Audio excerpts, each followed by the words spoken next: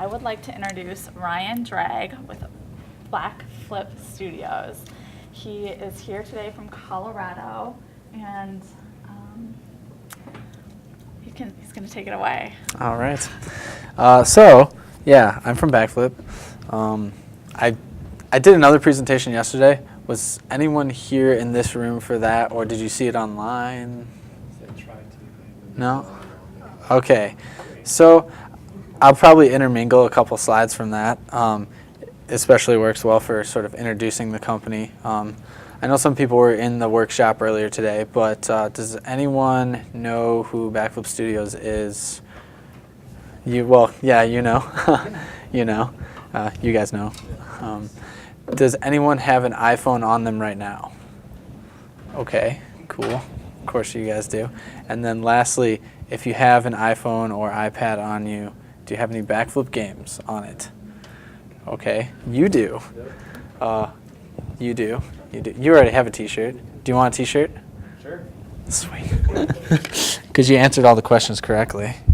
You get to choose from, unfortunately, alls we have. No, we have a medium ragdoll. That works. We also have a small ragdoll. I'll take small. Small? Yeah. I think that's a small. You want a medium? Yeah. All right. Cool. Also have some fun posters. I'll leave those for Q&A. The posters are actually pretty sweet. So, slideshow here. What? About Backflip Studios. So, I myself have not been in the industry for terribly long to be an art director, but I stumbled into a really awesome company while it was growing, and I have grown with it. I started in Chicago at Midway Games just briefly, and I very quickly realized I didn't want to be in the console industry just because of kind of their dev cycles, and also they're a lot more specified. As an artist, you end up kind of doing your one thing really well, but you only do that, and I personally just wanted to do more of everything. So I headed out to Colorado, started at a Flash game company, which incidentally went under, and then started at Backflip when there were only 4 people, me being the 4th. And now they've grown to 24 in-house, and we have 13 contractors. About 8 of those are artists, and we have over 123 million installs. A couple of you have heard that number before, but it's a lot. Yeah, and we're pretty new, you know. 2009 wasn't that long ago. For the App Store, it seems to just change so rapidly. That seems like ancient times, but in the scheme of a whole company, that's pretty small. And you've probably seen a bunch of our games, as you can see here. The blue ones are #1 hits, and the green ones are top 3. So we generally do pretty well with the title that we release, although we've had some not so well. Right down there, I was talking about that Harbor game. Didn't do so well. So yeah, in the art department, like I said, there's 8 off-site freelancers and there's only 6 in-house. We really want to grow that number, and we're looking for all sorts of artists, especially promo, graphic design kind of artists, because that's killing us right now. And we have as many as 5 games being worked on at once. And like I said, the game dev cycles are between 3 and 6 months, so there's always a lot cycling and a lot going on. So yeah, there's some pictures of the art department. I just like to tack things on the wall. It just helps for explaining different concepts and whatever. Now, I will get on with this particular presentation, which is about the casual revolution, as I'm calling it, which is totally made up. It's just what I'm calling it. Basically, the game industry has undergone a massive change in sort of where the money is, kind of, and thus where the jobs are, and everything kind of rolls into that. And I don't know if you recognize many of these companies, but a lot of people do, and that's because they are trumping the older companies and the what was considered the big names of old. And these are all like mobile and casual companies that have Facebook games or games on iPhones and things like that. A little explanation about the casual revolution. So it started, I guess, roughly 2007, but it's sort of ramped in. You can probably date it back farther than that, but when Facebook games really started picking up, even you could lump it back into Flash games because there was a pretty big surge towards Flash games right before, and they weren't the kind of games that you would expect a computer gamer to play. They were generally casual with really quick, short gameplay sessions. So it started pretty early, and it involves mobile games, social games. Facebook is pretty much the dominating social game platform. Browser games, like HTML5 based stuff, and other things too. Flash, I would say, is sort of a browser game platform, and then Google Chrome has a store now where you can get games, and Steam is also a downloadable platform. I love Steam. They actually have a ton of casual games on there. They have a whole casual section, and they're pretty high quality too. So, speaking of casual games, what is a casual game? I define it as a game that targets the largest possible audience. So, it's sort of, that definition centers itself on the audience, not necessarily how the game works, but I think that's sort of what determines it.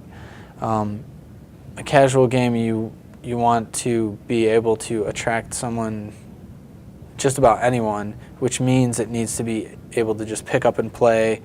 Some of the traits are that it's super easy to learn, usually downloadable or easily accessible. You can't require the user to buy some elaborate system or set up some crazy, software, whatever. It just has to be easy to get because that's the type of user you want to acquire. And shorter play sessions, again, a casual gamer would be someone who doesn't sit down for 2 hours and play Arkham Asylum. It's someone who's got time to kill briefly, and they'll just play it quickly and then pick it up again later when they have more time. And Paper Toss is sort of my epitome example of a casual game. I have it here. You can play that game for literally 15 seconds and then put it away. It can't get more casual than that. But there are other examples of what is considered casual. It's sort of a broad term, and there's a lot of debate about it. Bejeweled, probably people have played that, heard of that pretty extensively. It's sort of a puzzle game, and there's tons of puzzle games out there that are very popular with the casual audience. Words with Friends, does anyone play Words with Friends? I mean, it's kind of a board game. It's Scrabble. It's basically all laid out and ready to go. I mean, you don't even need a tutorial to understand how to play Words with Friends. And you get to play with opponents that you know, which actually puts it in the social game category as well. So that's like a double whammy. Angry Birds and Ragdoll Blaster are action physics games, and they're pretty casual. It's kind of usually a couple scenarios. You either fire something or throw something and watch what happens, or you set up a bunch of things and hit go and watch what happens. And there's physics simulations involved with that. And everyone loves physics. They like seeing things blow up and knock over and destroy. Army of Darkness is an example of a defense game, although this one's a little hardcore. There's a few more things to do than your standard defense game. Most of them you just kind of build troops, or you build turrets, like a turret defense, and they just shoot guys or whatever. And it's kind of, you sit back and just watch things happen is also a key component of these type of games. And then social games, which the term social games refers to playing with other people, which doesn't necessarily, it doesn't describe what the game's about really, but most of these are slow-moving games that don't necessarily have an end or objective. Farmville is a good example. The bulk of social games are on Facebook because you can immediately pull in your friends that you've already sort of signed up with. And yeah, they generally monetize on in-app currency or fake money. and that's kind of how it works. So, this is a lot of text. What has changed? I realized something was like way different when I went to GDC and like there were giant Angry Birds running around, and like the hot booth was like Chilingo, and like, where's Nintendo? Like, what's going on here? It was completely flipped upside down. It was really weird.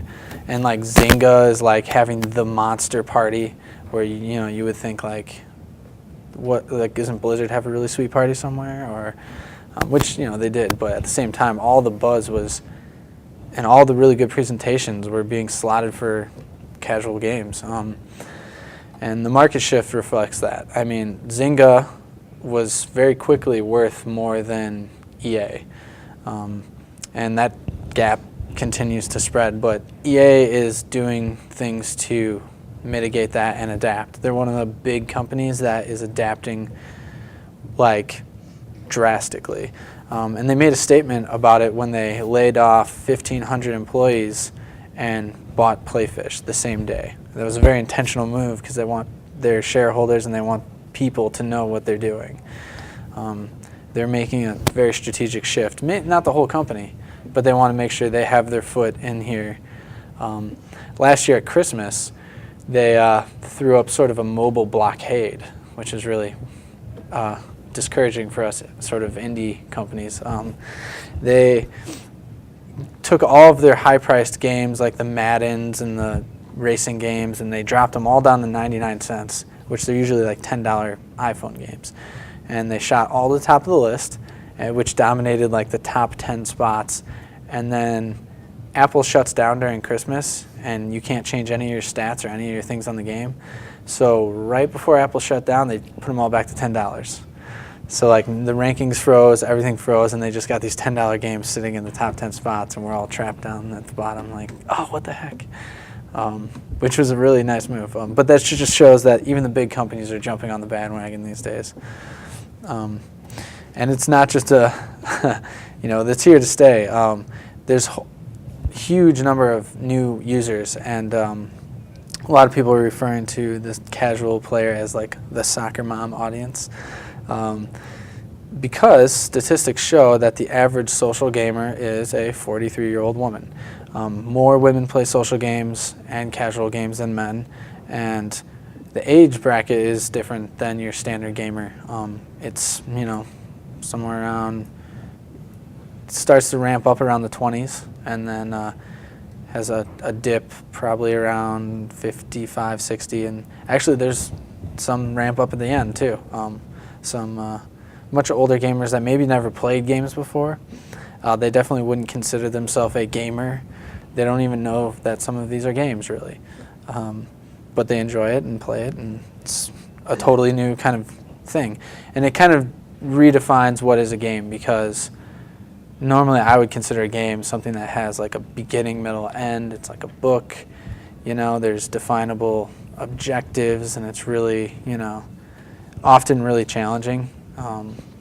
And nowadays there's often no score, or no way to win or lose. You just kind of play with it. Some of these are like more like a toy rather than a beatable game.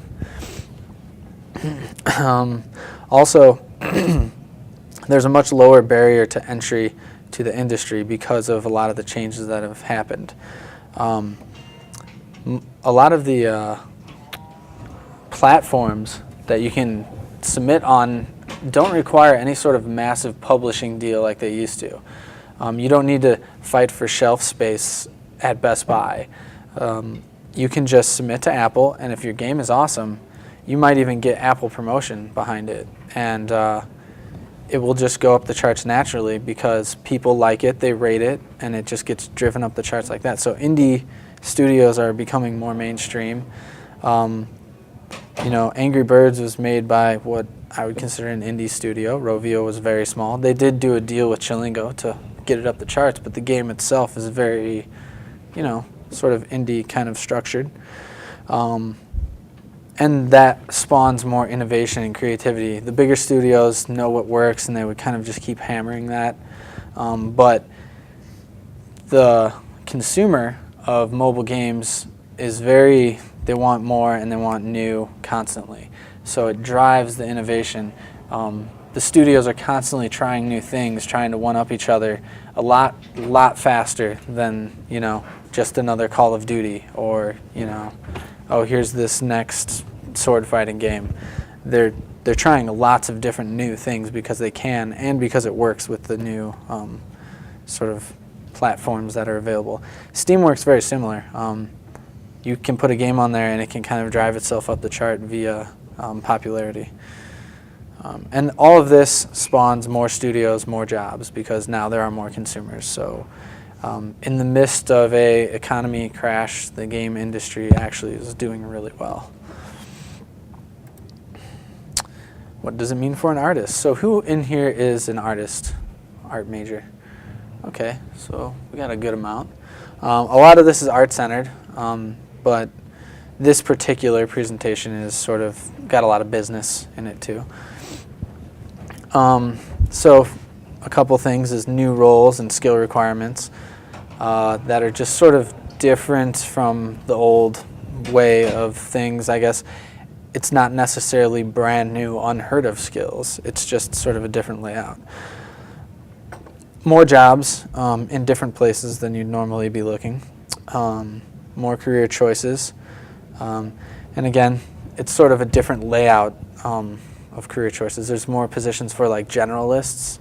That's a pretty popular thing now with this sort of boom in casual. And I personally think more fun. Maybe that's biased. But my reasons for that are shorter dev cycles, better work variety, more creative control, and better launches. Like I said, the dev cycles of sort of a more console-based company that is, or PC company that's working on a big title, it could be like 2 years, or even a year is pretty long. And you'll kind of be working on that one thing. You're like Mortal Kombat, Mortal Kombat, Mortal Kombat. But at a smaller company, you could be moving around on a lot of things. You might, over the course of a year, work on 5 different games. And within those games, there might not be a whole crew of assembly line artists all working on it. It might just be a small team of a few people who will then have more creative control. You can suggest things and get more of what you feel into the game because it's a smaller game and there's less risk and there's a smaller team. And then better launches. That's just a personal favorite of mine because you get a game out on the iPhone and in a couple weeks after Apple approves it, it hits the store. On Droid, it hits instantly. You just upload it. I imagine it's got a pretty quick launch time for a lot of the other platforms like Steam and Google Chrome and such. And literally when we launched Ninjump, it came out, I went to lunch, and someone was playing it at Subway. I saw playing it. I was like, that's ridiculously fast. And it goes immediately into the hands of millions of people. It's not like you have to slowly wait for the user base to build up. It's like they start downloading it right then, and there's very little distribution cost. So as an artist, you get to see your work immediately hit the market, and more people get to see your work than you probably otherwise would have. So I think it's a huge benefit. So here's a couple career choices. Promo artist, huge position for this sort of industry because the games can be, really short development cycles and really small games, but they still need just as much promo art. They still need just as much marketing to do well. So that doesn't change, but the rest of the art changes. So you end up having a disproportionately large amount of promo art.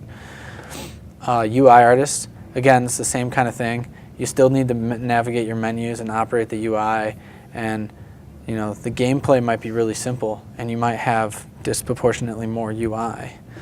So these two are actually, all of these aren't new career choices. They're just ones that are popping up a lot more. You're going to see a lot more UI positions and promo art positions. Vector 2D art, again, not new, but extremely popular with Facebook. They're trying to just scoop up every good 2D vector artists that can do cute little dragons and things and just get them cranking out social games. And then the 2D, 3D artists, probably been around as well, but sort of lesser known. It's sort of an artist that works in both 2D and 3D, can render out sprite sheets, knows sort of the old school techniques of creating animations, but also the new stuff that makes games look really nice in 3D. All right, so graphic design positions. Is anyone a graphic designer? Minor. Little graphic design. Yeah, it's a real important position for a game company to have a really good graphic designer. Promo art determines a great deal of your game's success. And I just threw a couple graphic design pieces at the bottom. I mean, we are really struggling looking for a graphic designer. A lot of our artists just do their own ads. I do a lot of ads. I don't have a graphic design background. I'm an animator. So it's something you can't neglect because we do thousands of ads a year, and that's not a small amount of work. So ads for games are different, so you have to know the audience. Like a traditional graphic designer who does logos and things for like Nike or more corporate stuff is going to have a hard time adapting to this, but they will have the base skill set to get in there. They just have to know the kind of people and the sort of imagery they want to see is going to be more exciting and more colorful, maybe a little more busy than sort of a really clean corporate logo. Short dev cycles means more launches that all need promo art. So yeah, it means you have to be prepared to work really fast too if you're a promo artist. You might have overlapping releases, so you're still in the middle of doing promo art for one game and another one comes out. You might have to jump back and forth. We expect our artists to be able to crank out maybe a dozen or so ads in a day, preferably faster, maybe even as many as 20 ads in a day, and that's a lot. I mean, these take time and they take a lot of effort to make it read well, to have a nice balanced composition. Many casual games are ad-based. A lot of ours are. So again, it requires a lot of constant ads to maintain. So you're going to see more of these promo artists out there, positions opening up. Like I said, Backflip creates 70 plus ads for each game, and that's just for launch. There's a steady trickle afterwards, and 70 is sort of a ballpark number. It can be a lot more than that depending on how much external promotion we do, how many iterations. We get we get data back telling us which ads worked. Like, oh, this purple thing didn't do so well, but the red one did, so put the red creature in there instead, and do a whole bunch more ads with the red one. And so that 70 can blow up to a lot more. UI artist. So a UI artist is someone who does the art for the buttons, menus, etc., all of the user interface for the game. That's what UI is. Often a UI artist is expected to do some of the user interface design and come up with how the menus work and how they slide in, and is this the best user experience? How many clicks does it get them to enter the game? Generally you want that to be a low number. So you would be expected to know how the mechanics affect the user. And you'll probably end up doing some of the same things as a promo artist. Logo design, icon design, those often fall on a UI artist. But a lot of buttons, menus, HUDs, pop-ups, and Flash experience helps a lot because the programmers might not know how you want things to move in, if you want a scroll view, if you want sort of a cover flow kind of thing. You might have to mock those up in Flash. So, vector artist. I talked about that before. Really popular on Facebook. Cutesy cartoon stuff. It's not super new, but there's just a lot of positions for it right now. Animation skills are great because you'll probably also be animating, usually in Flash, but also for mobile you'll be using a variety of tools to animate. And often they're a generalist because if you start a small studio and all you do is characters, they're gonna probably not be super excited to hire you unless you can at least do, something else, environments, your UI art. Because small studio, you wear a lot of hats and have to do a lot of different things. And then lastly, we got the 2D, 3D artist. So these are all, PNGs, but they were rendered out of 3ds Max. This one in particular was painted on afterwards. Actually, I believe this one was too. The rivets here are just from Photoshop. This one probably got a lot of paint. And basically knowing when to do it in Max and when to paint on it in Photoshop, and a lot of, like I said, the old school techniques, understanding how to make sprite sheets are things that studios just assume that you know how to do. And when you start day one, they'll say like, oh, throw it on a sprite sheet. You got to know how to put that together. So rendering skill is important. A lot of schools are sort of assuming that the game engine is going to render the art, but with games like this, you have to render it yourself with lights in 3ds Max or Maya. And you need to know how to do all the rendering and reflections and things, and you need to have a handle on the materials because that's not just going to be an effect that the game engine does. And you have to be LOD minded. So you're working on the iPhone. The character's fingernails don't need to be perfectly modeled all the way. You have to be fast, and you have to only do what you need to do to make it look good. If the character's going to be 50 pixels tall, obviously you're not going to even see his fingers. So, and then usually this person's a generalist. You can do environments or characters. The more you can do, the better that you'll be used in a studio. Let's see how much we got here. Oh, almost done. So, things to see in a portfolio. I kind of went over some of this stuff, but diversity is probably the biggest one, because no matter what your career choice is, you need to be able to do a lot of things these days because most of these companies are small. A lot of, in Boulder, where I'm from, Sony Online closed and NetDevil closed. Both of those companies were pretty big. NetDevil did the Lego MMO. And when they closed, it spawned 6 smaller companies that all started up independently. And those are the companies that are going to need like 1 or 2 artists who can just do everything and can do a whole bunch of styles. Yeah, bright, colorful, likable art. There's sort of a trend right now, especially with the casual games, to be very colorful and very sort of don't alienate your male audience, but do a really good job to include female audience as well. And again, also, audiences that aren't hardcore gamers, they don't want to see like blood and gore and like really nice normal mapped armor. They're going to want to see like, funny, cute stuff. Doesn't mean every game's going to be like that, but it's a very good skill to have with this sort of market change.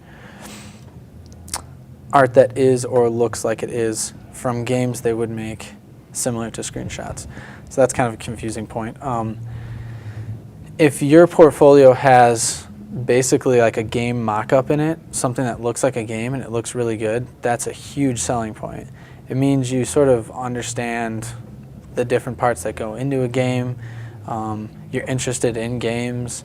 A model of a character is interesting, but a model of a character in an environment with a HUD and he's shooting, or the whole scene really sells it a lot more, and it shows that you can do a lot of stuff. And especially if that caters to the studio that you're applying to, holy cow, that's like the perfect portfolio. Show knowledge of game development techniques. So again, if your portfolio has some of the techniques that people take for granted, like if you have sprite sheets and you say, well, I made these, I assembled these, or you have, basically mock-ups of things that go right into a game, and you can show that in your portfolio, that really helps as well. Because smaller studio, you're going to have half the technology you have in a bigger one, so you might have to be kind of helping out with some of that stuff. Things I personally don't like to see. Unfinished work. And these are sort of biased. This is kind of my personal preference, but I have reasons for it. Unfinished work includes untextured models and busts. I see a lot of ZBrushed faces. First of all, that doesn't really work with what we do. The detail on a person's face is going to be pretty small on the iPhone. Although it is nice to see someone who knows how to model really well. If that's like the only thing in their portfolio is this really detailed face or like a whole handful of detailed faces, it's like, we don't have enough work for that person. And unfinished stuff, it's if you have a whole character and they're just rendered with, Blinn, gray shaded material, it's just kind of like, why didn't they have a texture? Then I would worry that this person is not comfortable texturing, which, is a downside. Again, I kind of worry going over too many ZBrush sculpts. That amount of detail is usually not necessary. It's really good for sort of displaying your fine art, but if that's all you have, that's not good. Bad renders of otherwise good models. Most of the time, renders don't matter too much. If your character or vehicle or environment is going to be rendered by the game engine, it's more important like how it's constructed and its texture, and then you could show a shot from the game.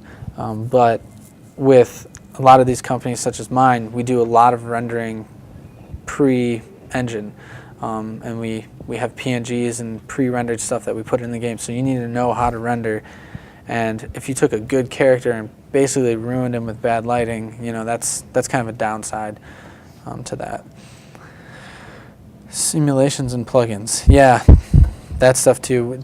It shows up more in bigger companies, but with us, there's not a whole lot of use to show a really nice physics simulation of a brick wall smashing or water flowing down a street or something. It's not something we'll really use. Good for other companies, not so much for this particular part of the industry. And then fan art. I personally don't like seeing a lot of fan art because it shows somewhat of a lack of creativity. I do fan art from time to time myself. I really like certain characters and things from certain games, and they really, capture a certain feel that I just want to draw. But I don't generally put that in my portfolio. I try to do completely unique stuff, and maybe it's not as good as the fan art, but the creativity side of being an artist is super important at these companies. When there's only 2 people working on a game, you're not only drawing it, you're creating the character from the ground up. So you have to have a really creative side to you. In conclusion, game industry has changed, so there's a lot of opportunity out there to take advantage of. I think it's changed for the better. It's not like the hardcore console companies and PC companies are gone. There's just a new player in the scene. So that just means all the more jobs for the rest of us, and it's great. And there's ways to take advantage of that, and I think a lot of advantages play well to a starting artist, someone who's just getting into the scene. If you've been working in the industry for 10 years, you're going to be used to the process. You're going to be used to, no, I do this and I model this character, which I will spend 4 weeks modeling, and then I will take them into ZBrush, and then I will take them. That's going to be hard to get out of. But new people that are just graduating and stuff, you have the opportunity to get into a more flexible pipeline. And it's easier to get your foot in the door because a lot of these companies are startups and they're looking for graduates. They're looking for starting artists with a lot of talent, but not a lot of baggage. And then you can faster adapt to the company than an industry vet. We have hired a couple sort of veteran people at our company. One of them came from strictly console company. All they did was PlayStation and Xbox games. And then another came from online and mobile. And he smoothly fit right in, clearly. And the Xbox, PlayStation guy had a really rough time breaking out of his super long dev cycle kind of thing. I would say model this castle turret. And then I come in, a couple days later, and he's got a couple bricks, and they look really nice. But it's like, dude, the whole castle should be done by now, or it's sort of, he's flying now, but it was a really big bump, and I think a starting artist actually has an advantage over the veteran artist with these kind of companies, because they can just kind of mold to what the company's structure is like. So with that all out of the way, questions. What time is it? 2 o'clock? What time is it supposed to be done? 3? 3:30? Holy crap, I flew through that. I'm sorry, guys. I have a whole nother presentation. So, you know what? I'll go through a couple slides because I know some people didn't see this one. I'll try and make it sort of quick, and then we can do Q&A. I'll show some videos and give all that stuff away. From the beginning, you saw those slides. This is our process. Yeah, I was talking about yesterday that all of our games get concept art, mock-ups, assets, and promo. And I put Paper Toss on here because it was made in 2 weeks, but it still went through this process. It's just concept art was like 2 days, whiteboard sketches, and a couple really rough, kind of concept-y renders, and that was it, and we started. But a longer game like Army of Darkness had a nice solid few weeks and then some. Concept kept going throughout the project. Every character got concept drawings. So it depends on the game. Here's some Army of Darkness concepts over here. These ones are for Dragon Veil. We even do concept art for our UI because it's just faster, and a lot of our UI we actually do models and 3D stuff, and we try and make it look all spiffy. If this was done without a concept, it might be wrong. It might take a lot of time to redo, but you can see some things got switched around. Surfboards over here instead of here, but basically this was a nice, easy layout to go with, and then this was able to happen a lot faster. I did these concepts. Aren't they beautiful? Sometimes we don't have a lot of time. We just have a couple minutes to sketch something up really quick, and usually I just sketch it on a napkin or something and take a picture with my iPhone and send it. That is seriously how some concepts happen. And it's usually, it's dependent on timelines and things like that. These things were kind of thrown in there really quick, and we weren't sure if we were going to use them. I wanted to send them out to a freelance artist, see what he came up with. So literally just sketched these on a piece of paper, took a picture with my iPhone, sent it. And then sometimes we have a little more time, we can do more, rendered, painted concepts. These don't look precisely the same. There's some differences there, but these models were able to just be cranked out in a day or two with the concepts already done. Here's from a cancel game, Dr. Shocker. This concept really kind of captured the personality, but it was a 30-second sketch, really scribbly and rough. And then we went from there and whittled down some of our choices. This is probably the most elaborate character concepts we did, because you can see there's all these different phases. We usually just kind of do a few drawings and pick one. Hopefully we get it right the first time. That's kind of what we did with this. We took a couple days because humans aren't really a huge factor in Dragon Veil. It's mostly focused on the dragons, so we took just a couple days and did human drawings. And just threw some environment things and just kind of played with different things. And we ended up using a lot of this art straight up how it is. This was initially meant as a concept, but we ended up just cutting him out and putting him right in the game as a sort of UI guy. He shows up and he's like, hey, your dragon has reached maturity or whatever. And then these characters are on buttons and different things. These are some really early dragon concepts showing 2 diverging ways we went. Some of these, there's better examples that I couldn't find of really scary, spiny, gross dragons. And because we just started out just draw dragons and we'll go from there. And this is what a lot of stuff happened was just they looked out of D&D. And no, we want cute, cuddly dragons that soccer moms want to, grow and breed. So then we ended up with these weird plush toy dinosaur things. And we're no, too far in the other direction. And also you lose a lot of their personality when they're just stumpy. And we had 27 dragons to make, so we had to have enough parts to make different to make them, signature. So this is what they ended up looking like. They still have the cutesy features, but we also put back in a lot of their talons and spines to make them really seem dragony. And a lot of them don't look like dragons at all. Later in the game, there's like a mud dragon. He looks pretty much like Jabba the Hutt. But really, what is a mud dragon, you know? Again, another direction that was the wrong direction. But good thing we figured it out in concept before we started modeling is this is really dark, pretty scary. It's Dr. Shocker's lab, and it's supposed to be kind of a funny, comedic game, and this looks like a horror movie or something. We took a lot of the shapes and ended up putting them in the game. This is a canceled game, by the way. But the general feel of these images was way too serious and dark for what we were doing. This is not. This is super like cutesy and happy. These are concepts for Ragdoll 3, and we kind of made the mistake in Ragdoll 2 of going like steampunk, which is a really cool look. There's a lot of people out there who like it, but I don't think any of those people own an iPhone.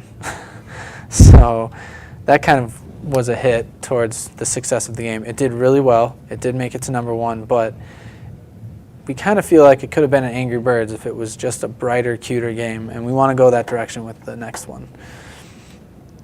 And let's see.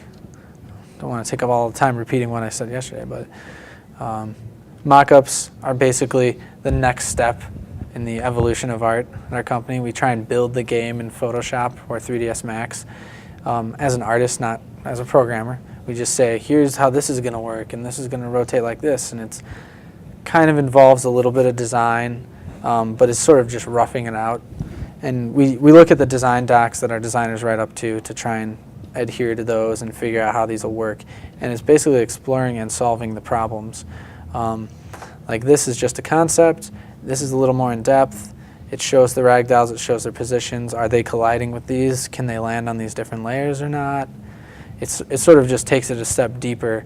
And a lot of times we can take this art and just put it right in the game. If it's a really solid mock-up, some of that's usable. And we mock up everything. We mock up HUD stuff. We probably drew a quick sketch of this, but this is the next step. It's actually art that like this might go here, and maybe there's a coin and it says this.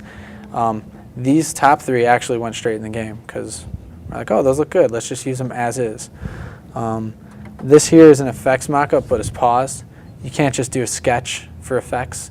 You know, like drawing one frame of an explosion is not really going to get the idea across. You have to animate it. So a lot of our mock-ups end up getting animated later. And then this is pretty fancy. It's a one-page design. This game kind of got made by another company, sort of. We canceled this game, and then later another game came out called Spy Mouse, and it's exactly the same. I think it's #1 right now. Basically, the idea of a one-page design, this can be done by a designer or by an artist. If it's done by a designer, it's going to be more detailed. It's going to really probably do a better job. But sometimes the artists do them to help with the design and to also help figure out how things are working visually. 16 by 16 pixel grid. The cats can fit through the big spots. The mice can fit through the small spots. Here's how the walls will work. You can kind of get the grasp of the whole game just from this one image. And it's way better than like a 25-page Word document that no one's going to read. This is how I like to see design done, and it really speeds things up. If you have questions, you can just write them right on there and then print out a fresh one later. So I went over some of this stuff. Our game assets are often 2D, but they're rendered out of 3D. We expect all of our artists to be able to compose sprite sheets, understand frame rates, you know, really have a full grasp of like the traditional game design techniques and game development stuff. This boss is made of all these individual pieces. An artist came up with that functionality. They concepted out the boss and they figured out, okay, could this work with this? Talk to a programmer, now you have a boss. Generally, a designer will come in and assist and help with that kind of stuff, but we have a small company, so you got to understand how games work. 2D, 3D art, talked about some of that. I did a workshop earlier that consisted of this guy. He's a 3D model, and we took him, cut him up, put him on a bunch of planes, and now he's not really 3D anymore. He only had like, I don't know, what, like 20 polygons or something, or 20 triangles, I don't remember. And his texture size is really small, but he has 16 animations. He's super efficient, limited to just the profile sort of angle, but that's all we needed for the game. And we were able to have probably 50, 60 characters on the screen at once without any sort of slowdown on, like an iPhone 4. There's some slowdown on the older devices. Yeah, so those are sort of all the advantages of those kind of characters, and I went over that in the workshop too. Does anyone have Army of Darkness on their phone? Do you like it? There were days where I just sat there and played it for like 4 hours, trying to get past a level, just like throw my iPhone across the room because it's so bad. Nice. But yeah, I always come back. Did anyone see the movie Army of Darkness or know about the movie Army of Darkness? I'm a big fan. When this opportunity came up, everyone just jumped on it because we were like, oh my God, no way, Army of Darkness. There's other movies on the list, but no one seemed interested in like RoboCop or anything. We were just like, oh, Army of Darkness, yes. Incidentally, MGM owns Army of Darkness, but they don't own any of the Evil Dead movies, so we couldn't reference anything from Evil Dead or say Evil Dead, or it was very weird. But it was a really fun project to work on. And it's kind of all of that stuff in the works ends up looking like this. Ragdoll is going to be full out 3D, and it's going to have 3D cameras and fun stuff like that. I don't know if it's going to look like this. This is sort of just a mock-up. As you can see, there's global illumination and all sorts of fun stuff going on that we probably won't have access to in the engine. And then promo art. Sometimes it's really nice to have 3D characters, even if it's a 2D game, because then you can render them out in fun poses and make scenes with them that is sort of like box art, and it really gets users interested, and it makes for great ads. Here's all the different kinds of ads we do. No, it's not all of them. This is just a handful, but we do everything from banners to full videos. Some of our games, like this slots game, uses all of different characters from our other games. It's very widespread, the kind of advertising we do. And our website has quite a bit of content on it that all needs to be arted up. Again, that's why we're desperately looking for graphic designers. This is a shot from Dragon Vale. Dozens of dragons. Yay! These are all shots that Apple requires you to send with the app when you submit it, if you want to get promotion. So we don't get, all of our games don't get promoted by Apple, but a lot of them do. We have a pretty good working relationship with them, and we just got to make sure they get all the stuff they need. We send these as PSDs because they actually edit them and cut them up and redesign them as they see fit because they're Apple. But yeah, it's like, we want the promotion, do whatever you want. You can call it Ragdoll, whatever. So yeah, I'm going to show a video really quick of, probably a lot of you already saw it, but it's kind of fun. And then we can just have some Q&A.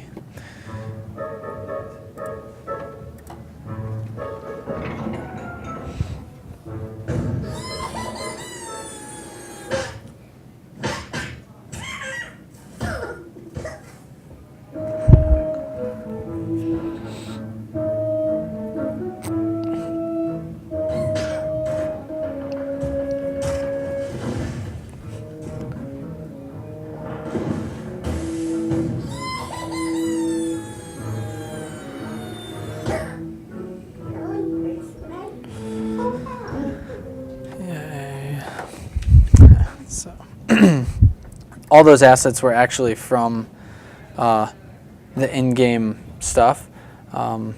We used 3D models and rendered out all the assets for Ragdoll, but we had all these 3D models sitting around, so we're like, let's make a sweet video.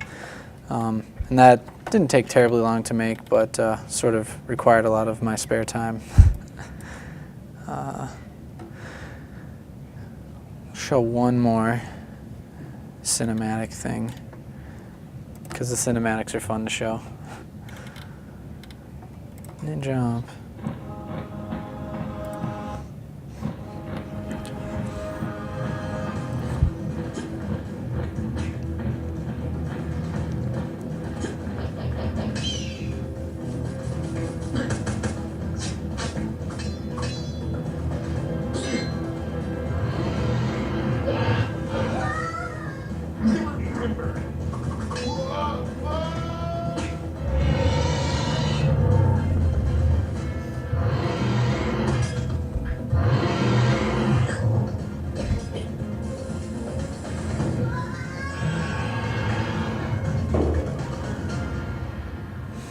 Does anyone play Ninja?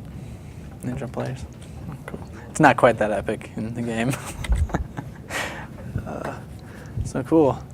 Any questions? If you ask a question, you get something free. I'm going to ask you this again later, but do you feel like you're kind of at a splash spot, right? Ah, did some research. Yeah. Do you feel like that was kind of formative for your what you're doing now? Absolutely, yeah. I mean, it was a smaller company. It kind of started about the same size Backflip started, but didn't grow. And the process was very similar. We did a lot of sprite sheets and things with PNGs.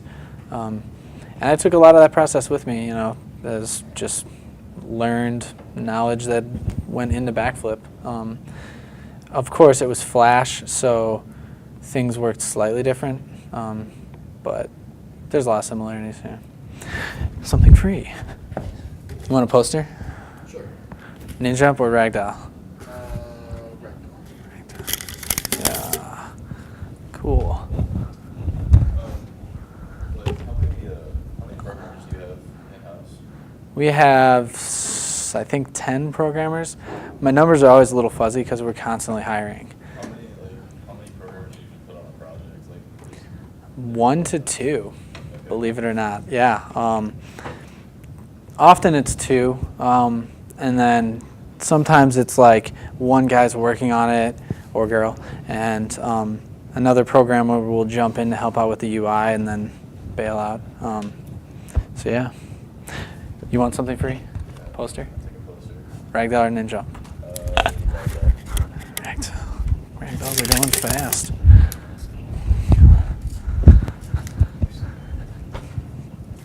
Alright, other than a strong, diverse portfolio, what would you say is the best way to go about getting hired, getting in as a new graduate? It's usually a lot of experience, you know. Yeah, no, that is a tough thing. I mean, the portfolio is the most important thing, you know, like I get, I don't know, like a dozen applicants a day. I don't necessarily have enough time to look at them all in one day. I actually have someone now who kind of combs through them and organizes them a little bit. But I do eventually look at all of them. So I have to go really fast. So I'll open a portfolio. Hopefully it's a website and I can view images quickly. And, you know, I just take a look at it and I decide very quickly if it's, you know, maybe good enough or not, you know, and then I just move on to the next one. So, like, I don't generally get to things like the resume or the cover letter until after I've already looked at the portfolio. So the portfolio is the #1 most important thing. Besides that, I would say casting your net as wide as possible. That's why I wanted to give this presentation, because when I graduated, it was so work at Pixar. Like, you know, it was like everyone was really focused on like one company or like, you know, even one branch of the industry, but there's so many jobs out there. And there's so much opportunity for concept art in lots of areas that you wouldn't normally think of, and you have to search for those. This whole casual market is just spawning just hundreds of new companies, so apply to them all. Oh. You jump? A generalist would be more marketable than a specialist? Yeah. Yeah, I would say overall generalist is more marketable. It doesn't mean though that like if you do more stuff, you can do all of your stuff less well. It just means that like you have to kind of be good at all of it. And if that's true, if you really are good at characters, environments, et cetera, even 2D, there's a guy that we have, he's a 3D artist, and he does all that, plus he does amazing ads. So like, it's a rare find, but that definitely makes you really, really marketable. You might end up with a job just doing animation or something, but at least you know all these things.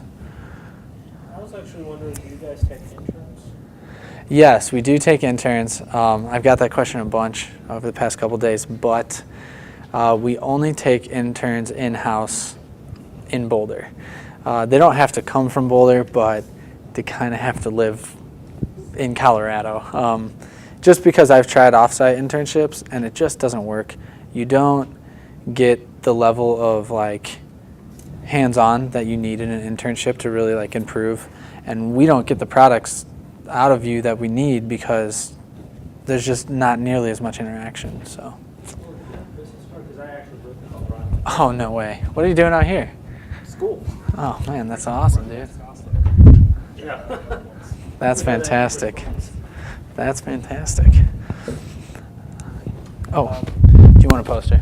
I only got one ragdoll left and 2 ninjumps. Oh, took one of the ninjas. So I gotta hand these out today. It's my last day. Talk about portfolio a little bit. What, you mentioned website. What do you like to see? Someone with their own domain, like their own website that they built, or are you looking for something specific? Doesn't matter. Right, that's a good question actually. Like I said, I look at all the stuff. I just get annoyed easily because it's always, I have to look through it fast, and like if I come to a site that's like awkward to browse, it just is annoying. It doesn't mean I'm not going to look at the art, but it certainly helps to have a really nice, viewable site. Basically, I want to see something that is simple and that you can see the art quickly. I generally look for just static images. If someone has a video or a demo reel, I'll watch that. But the most important judging I'm doing is from the static images, like renders, character shots. If they have actually game assets that they've used in either mock games or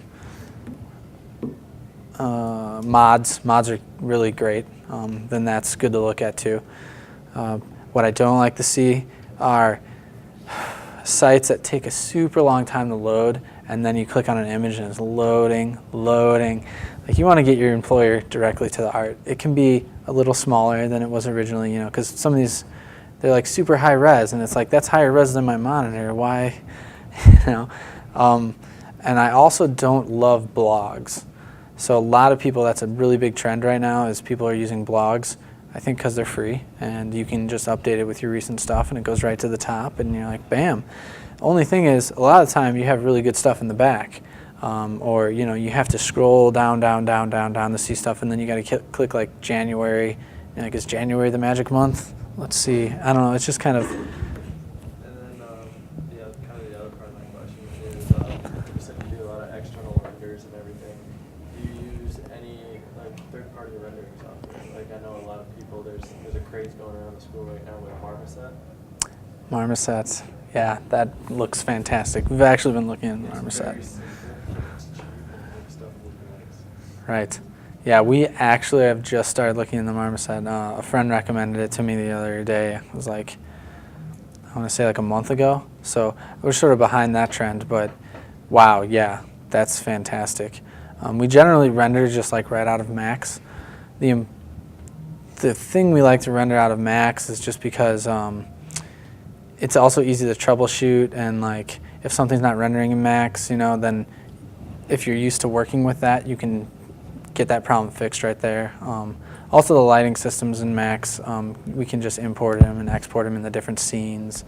But yeah, that's totally viable, and should put that stuff on your portfolio if you render in Marmoset. I got a third. So you were there at Backflip's initial creation. Yeah. You were there at the start.